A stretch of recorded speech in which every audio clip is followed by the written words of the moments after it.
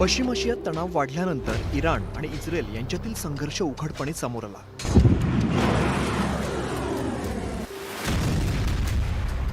अमेरिकेने इस्रायलला लष्करी आणि तांत्रिक मदत दिल्यानंतर परिस्थिती अधिकच गंभीर झाली.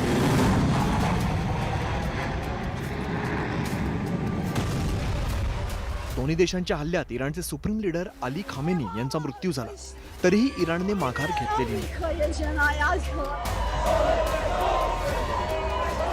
حضرت آیت الله العظما امام خامنه ای درود می‌فرستیم. इराणने युद्ध परिस्थितीला तोंड देण्यासाठी तयारी 30 वर्षांपूर्वीच सुरू केली होती. त्या दृष्टीने इराणने संरक्षण सिद्धता केली होती.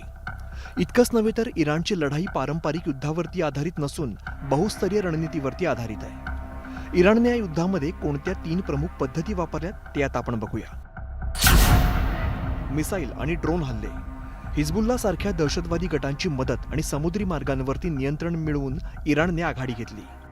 ज्याला असिमेट्रिक युद्धनीती असं म्हणता येईल किंवा गनिमी कावा असं म्हणता येईल. तर त्यांनी काय केलं नेमकं, तर त्यांच्याकडे जे प्रॉक्सी नेटवर्क्स होते, म्हणजे त्यांच्याकडे जे दहशतवादी गट होते हिजबुल्ला वगैरे, ते त्यांचा वापर मोठ्या प्रमाणात इस्रायलच्या विरोधात करतायत आणि त्याच्यामुळे इस्रायलचं आता लक्ष हे पूर्ण लेबनॉनवरती अडकलेलं आहे, जिथून हिजबुल्ला इस्रायलवरती मोठ्या प्रमाणामध्ये हल्ले करत आहेत.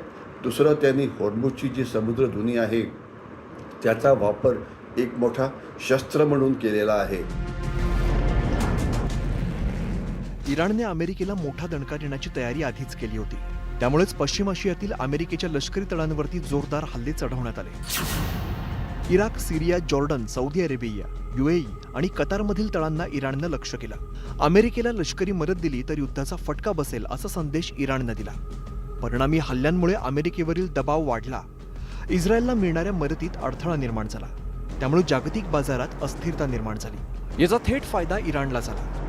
की त्यांची सर्वात मोठी चूक होती की त्यांना वाटलं की जर सर्वोच्च नेता खामेनी मारला गेला तर युद्ध संपेल. तसं नाही.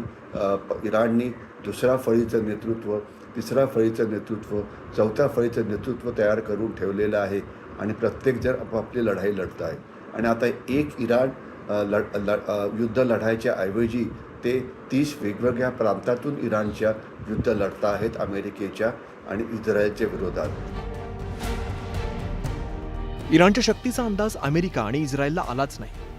अमेरिका आणि इस्रायल कुठे चुकले ते आता आपण बघूया.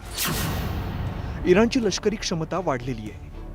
इराणने स्वतःची मिसाईल आणि ड्रोन क्षमता मोठ्या प्रमाणात वाढवली. इराणने अनेक दहशतवादी गटांना प्रोत्साहन दिलं. त्यामुळे इराणला मदत झाली.